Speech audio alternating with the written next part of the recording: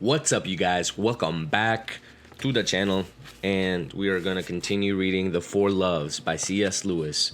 Just a quick little reflection before we start. We're still in chapter 2, page 24 to be exact, and he has done a very good job explaining his thoughts and expanding his ideas. Initially, I was like, dude, what is he talking about? What is he mentioning? I mean, there's a lot of mention with God, affection, likes, need love, gift love, and for what it's worth, after reading a couple more pages, 24 pages in, I can finally say that I kind of have a grasp of what he's talking about. I don't see the full picture yet, which I am excited to share that with you all and finish reading chapter 2 with you. Likings and loves for the subhuman. So without further ado, let's just jump right into it, guys. Come on. If they were, it would not necessarily be the sort of moral philosophy Wordsworth would have approved. It might be that of a ruthless competition. For some moderns, I think it is. They love nature in so far as, for them, she calls to the dark gods in the blood. Not although, but because sex and hunger and sheer power there operate without pity or shame. If you take nature as a teacher, she will teach you exactly the lessons you had already decided to learn. This is the only other way of saying that nature does not teach. The tendency to take her as a teacher is obviously very easily grafted onto the experience we call love of nature, but it is only a graft. While we are actually subjected to them, the moods and spirits of nature points no morals. Overwhelming, gaiety, insupportable grandeur, sombre dissociation are flung at you. Make what you can of them, if you must make at all. The only imperative that nature utters is look, listen, and attend. Now, I have said that I won't take very many breaks, but this is something that I want to share as part of my experience because I do have a friend. I'll be right back. Anyway, I wanted to share that I have a friend who is not. So what I'm starting to really pick up from C.S. Lewis is that God really is the truth, the only truth, the one truth. He is the man, and there's nothing wrong to believe that. I do think that he's convincing me a little bit more than I would have initially had thought. Just the way that he is breaking down these categories of finding a teacher. And some people go into nature to see if they can find that teacher and live in peace and live in harmony with everything else. But nature is actually really kind of fucking scary, really ruthless and cold-blooded. Your values kind of have to reflect that. And what God teaches is forgiveness and love. And I think that's what he's trying to say, where, you could go to nature, but nature's not going to teach you how to be a good person, And I think, if terms of just going through life without a teacher, the Bible does teach you a lot of the things that could make a good person. I think there's a lot of good antidotes of that, but maybe I'm just rambling on too much. Let's just continue. The fact that this is imperative is so often misinterpreted and sets people making theologies and pathologies and anti-theologies, all of which can be debunked. Does not really touch the central experience itself. What nature lovers, whether they are Wordsworthians or people with dark gods in their blood, get from nature is iconography, a language of images. I do not simply mean visual images. It is the moods and the spirits themselves. The powerful expositions of terror, gloom, cruelty, lust, innocence, and purity. That there are the images. In them, each man can clothe his own belief. We must learn our theology, our philosophy elsewhere. Not surprisingly, we often learn them from theologians and philosophers. But when I speak of clothing, our belief in such images, I do not mean anything like using nature for similes or metaphors. In the matter of the poets, indeed, I might have said filling or incarnated rather than clothing. Many people, I am one myself, would never, but for what nature does, have had any content to put into the words we must use in confessing our faith. Nature never taught me that there exists a God of glory and of infinite majesty. I had to learn that in other ways, but nature gave me the word glory, a meaning for me. I still do not know where else I could have found one. I do not see how the fear of God could have ever meant to me anything but the lowest prudential efforts to be safe. If I had never seen certain ominous ravines and unapproachable crags, and if nature had never awakened certain longings in me, huge areas of what I can now mean by the love of God would never, so far as I can see, have existed.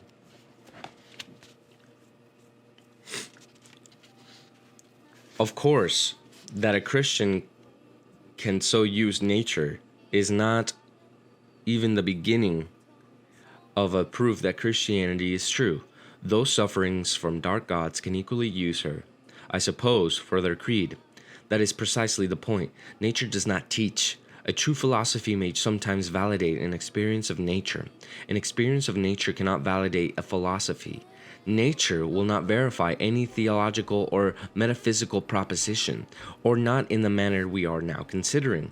She will help you to show you what that means, and not on the Christian premises by accident. The created glory may be expected to give us hints of the uncreated, for the one is derived from the other and in fashion reflects it. In some fashion, but not perhaps in so direct and simple fashion as we at first might suppose, for of course all the facts stressed by nature lovers of the other school are facts too. There are worms in the belly as well as primroses in the wood. Try to reconcile them, or to show them that they don't really need reconciliation, and you are turning from direct experience of nature, our present subject, to metaphysics or theology or something of that sort. That may be a sensible thing to do, but I think it should be kept distinct from the love of nature. While we are on that level, while we are still claiming to speak of what nature has directly said to us, we must stick to it. We have an image of glory. We must not try to find a direct path through it and beyond it to increasing knowledge of God. The path peters out almost at once. Terrors and mysteries, the whole depth of God's counsel, the whole tangle of the history of the universe choke it out. We can't get through, not that way. We must make a detour, leave the hills and woods and go back to our studies, to church, to our Bibles, to our knees. Otherwise, the love of nature is beginning to turn into nature religion. And then, it does not lead us to the dark gods. It will lead us to a great deal of nonsense. But we need not surrender the love of nature, chastened and limited, as I have suggested. To the debunkers, nature cannot satisfy the desires she arouses, nor answer theological questions, nor sanctify us. Our real journey to God involves constantly turning our backs on her, passing from dawn-lit fields into some poky little church, or it might be going into work in East End Parish. But the love of her has been valuable and for some people an indispensable initiation. I need not to say has been, for in fact those who allow no more than this to the love of nature seem to be those who retain it. This is what one should expect. This love, when it is set up as a religion, is beginning to be a god, therefore to be a demon. And demons never keep their promises. Nature dies on those who try to live for a love of nature. Coleridge ended by being insensible to her. Wordsworth by laminated that glory had passed away. Say your prayers in the garden early, ignoring steadfastly the dew the birds, the flowers, and you will come away overwhelmed by its freshness and joy. Go there in order to be overwhelmed, and after a certain age, 9 times out of 10, nothing will happen to you. I turn now to the love of one's country. There is no need to labor M. de Rougamont's maxim, as we all know that this love becomes a demon when it becomes a god. Some begin to suspect that it is never anything but a demon, but then they have to reject half the high poetry and half the heroic action our race has achieved. We cannot keep even Christ's lament over Jerusalem. He too exhibits love for his country. Let us limit our field. There is no need here for an essay on international ethics. When this love becomes demonic, it will of course produce wicked acts, but others, more skilled, may say that acts between nations are wicked. We are only considering the sentiment itself in the hope of being able to distinguish its innocence from its demonic condition. Neither of this is sufficient cause of national behavior, for strictly speaking, it is rulers, not nations, who behave internationally. Demoniac patriotism in their subjects, I write only for subjects, will make it easier for them to act wickedly. Healthy patriotism may make it harder. When they are wicked, they may have propaganda to encourage a demonic condition of our sentiments in order to secure our acquiescence in their wickedness. If they are good, they could do the opposite. That is one reason why we private persons should keep a wary eye on the health or disease of our own love for our own country. And that is what I am writing about. How ambivalent patriotism is may be gauged by the fact that no two writers have expressed it more vigorously than Kipling and Chesterton. If it were one element to such men could not have both praised it. In reality, it contains many ingredients of which many different blends are possible. First, there is love of home, of the place we grew up, or the places, perhaps many, which have been our homes. And of all the places fairly near these and fairly like them, love of old acquaintances, of old familiar sights, sounds, and smells, note that it is largest.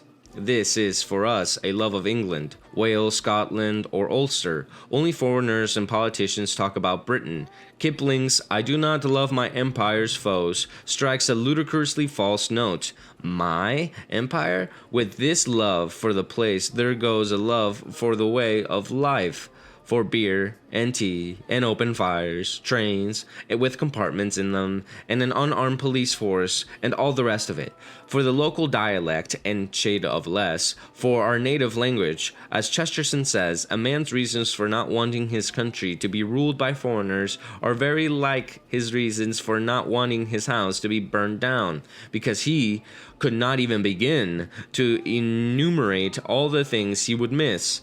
It would be hard to find a legitimate point of view from which this feeling could be condemned. As the family offers us the first step beyond self-love, so this offers us the first step beyond family selfishness. Of course, it is not pure charity. It involves love for our neighbors in the local, not of our neighbor in the demonical sense. But those who do not love the fellow villager or fellow townsman whom they have seen, or not likely have got very far towards loving, man whom they have not, all natural affections including this can become rivals to spiritual love, but they can also be preparatory imitations of it, training, so to speak, of the spiritual muscles which grace may later put to a higher service. As a woman nursed dolls in childhood and later nursed children, there may come an occasion for renouncing this love. Pluck out your right eye, but you need to have an eye first, a creature which had none, which had only got so far as a photosensitive spot, would be very ill employed in meditation on that severe text. Of course, patriotism of this kind is not in the least aggressive. It asks only to be let alone. It becomes militant only to protect what it loves. In any mind which has a penny worth of imagination, it produces a good attitude towards foreigners. How can I love my home without coming to realize that other men, no less rightly, love theirs? Once you have realized that the Frenchmen like the café plate, just as we like bacon and eggs, why, good luck to them, and let them have it. The last thing we want to make everywhere else just like our home. It would not be home unless if it were different. The second ingredient is a particular attitude to our country's past. I mean, to the past that, as it lives in popular imagination, the great deeds of our ancestors. Remember Marathon? Remember Waterloo? We must free or die, who speak the tongue that Shakespeare spoke.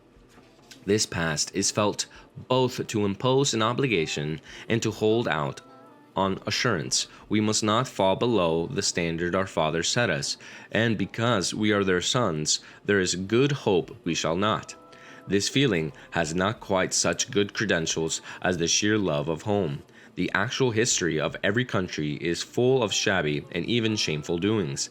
The heroic stories, if taken to be typical, give a false impression of it, and are often themselves open to serious historical criticism. Hence, a patriotism based on our glorious past is fair game for the debunker. As knowledge increases, it may snap and be converted into a disillusioned cynicism, or may be maintained by a voluntary shutting of the eyes. But who can condemn what clearly makes people at many important moments behave so much better than they could have done without its help? I think it is possible to be strengthened by the image of the past without being either deceived or puffed up. The image becomes dangerous in the precise degree to which it is mistaken or substituted for serious systematic historical study. The stories are best when they are handed on and accepted as stories. I do not mean by this that they should be handed on as mere fictions. Some of them are, after all, true. But the emphasis should be on tale as such, on the picture which fires the imagination, the example that strengthens the will. The schoolboy who hears them should dimly feel, though, of course, he can, not put it into words, but he is the hearing saga. Let him be thrilled, preferably out of school, by the deeds that won the empire. But the less we mix this up with his history lessons, or mistake it for serious analysis, worse still, a justification of imperial policy, the better. When I was a child, I had a book full of colored pictures called Our Island Story. That title has always seemed to me to strike exactly the right tone. The book did not look at all like a textbook either. What does seem to me poisonous, what breeds a type of patriotism that is pernicious if it lasts, but not likely to last long in an educated adult, is the perfectly serious indoctrination of the young in knowingly false or biased history, the heroic legend drably disguised as a textbook fact. With this creeps in the tacit assumption that other nations have not equally their heroes, perhaps even the belief. Surely it is a very bad biology that we can lead on to third thing that is sometimes called patriotism. This third thing is not a sentiment but a belief, a firm, even prosaic belief that our nation, in sober fact, has long been and still is markedly superior to all others. I once ventured to say that an old clergyman who was voicing this sort of patriotism, but sir, we weren't told that every person thinks its own man the bravest and its own woman the fairest. He replied with total gravity. He could not have been more graver if he had if he had been saying the creed at the altar, yes, but in England, it's true. To be sure, this conviction had not been made by my friend, God rest his soul, a villain. Only extremely lovable old ass. It can, however, produce asses that kick and bite. On the lunatic fringe, it may shade off that popular racialism which Christianity and science equally forbid. This brings us to the fourth ingredient. If our nation is really so much better than others, it may have held to have either the duties or the rights of a superior being towards them. In the 19th century, the English became very conscious of such duties. The whites man's burden.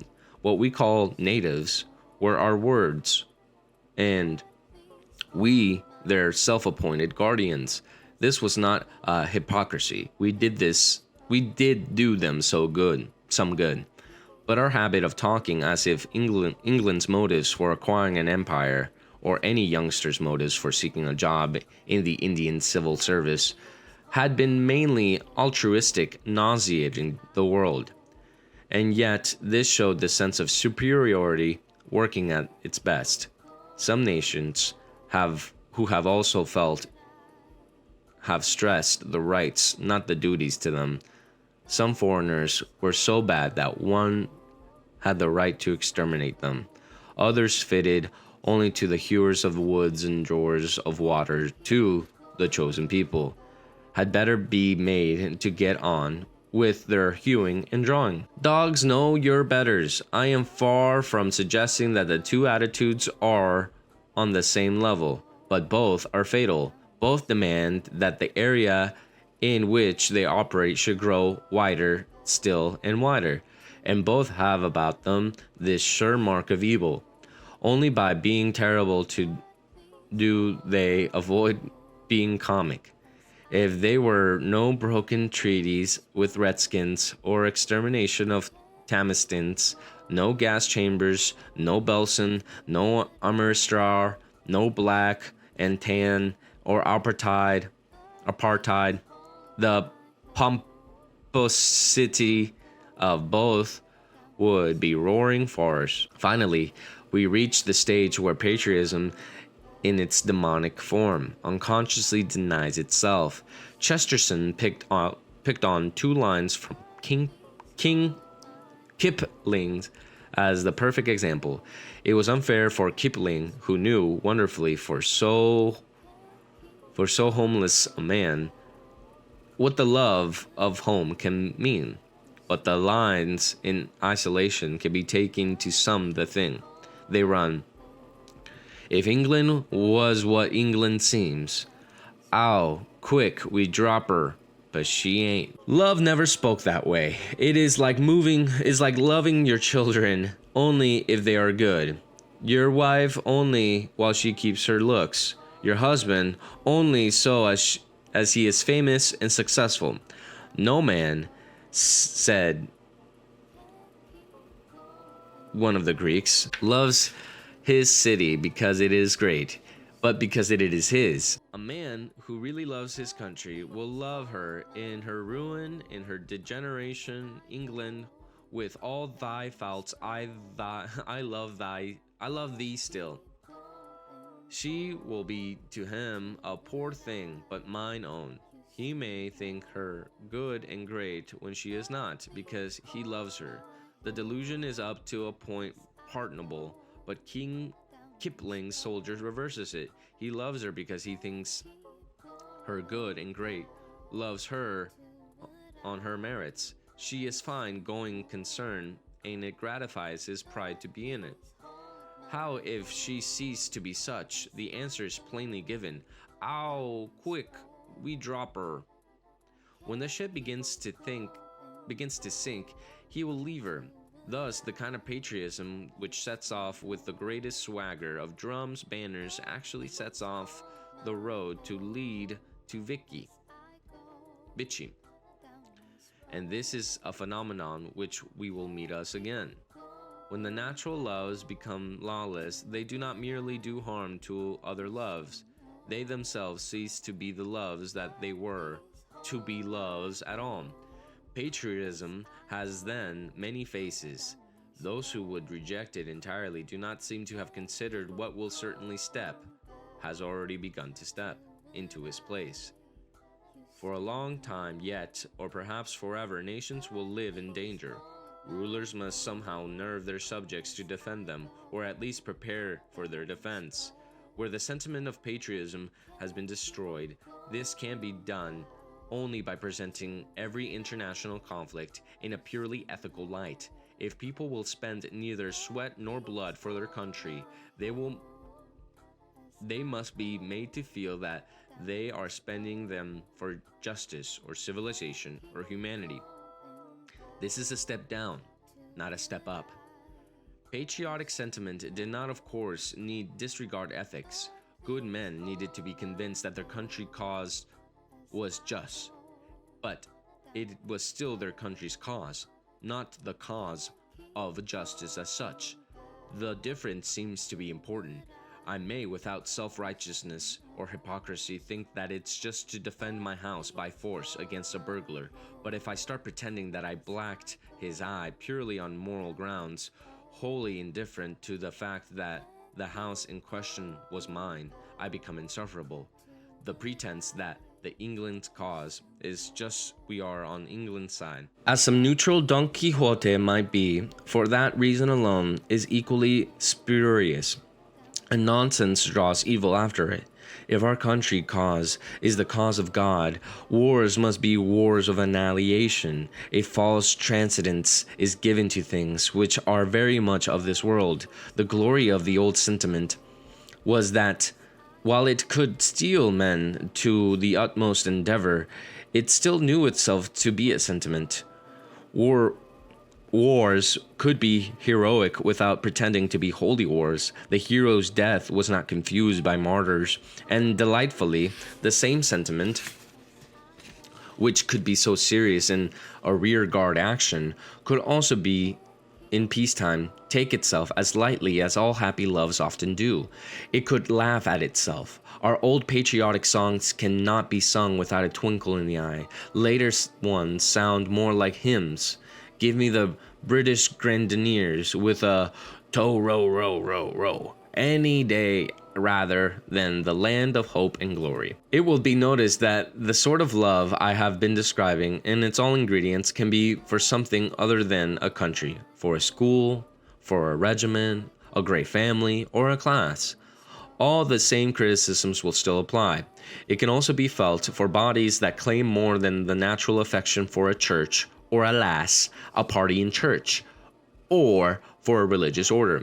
This terrible subject would require a book to itself. Here it will be enough to say that heavenly society is also an earthly society. Our mere natural patriotism towards the latter can very easily borrow the transcendent claims of the former and use them to justify the most abominable actions. If ever the book which I am not going to write is written, it must be the full confession by Christendom of Christendom's specific contribution to the sum of humanity, cruelty, and treachery. Large areas of the world will not hear us till we have publicly disowned much of our past. Why should they? We have shouted the same name of Christ and enacted the service of the monarch. It may be thought that I should not end this chapter without a word about our love for animals, but that will fit better in the next text. Whether animals are in fact subpersonal or not, they are never loved as if they were. The fact or the illusion of personality is always present, so that love for them is really an instance of affection, which is the subject of the following chapter. And with that, boys and gentlemen, boys and girls, men and boys of all ages, that ends chapter 2. Likings and loves for the subhuman. I thought that was a really big roller coaster. He touched on a lot of the things that he just touched on a lot of things. I wasn't expecting the whole nature and patriotism and nationalism aspect to it, but I'm glad he brought it up. Keep in mind that during the time that he wrote this book, like World War I was going on, and like he lived through World War II. Not sure specifically when he wrote this book, but he did see a lot of like patriotism, nationalism, a lot of wars, and I think that for his perspective, I think like it's very valuable. A lot of people even nowadays still think like, hey, America #1, let's go. And then like some people are like in Switzerland, they're like, oh my God, free healthcare, let's fucking go. And then like, I don't know, it's just every country has their own thing. And it's crazy because I mean, even now, like we're still dealing with like 2 stupid fucking wars. So I don't know. I thought it was a interesting chapter. Interesting how he tied it all up. It was a long one too. So I'll catch you guys next time. Chapter 3, affection. So, deuces.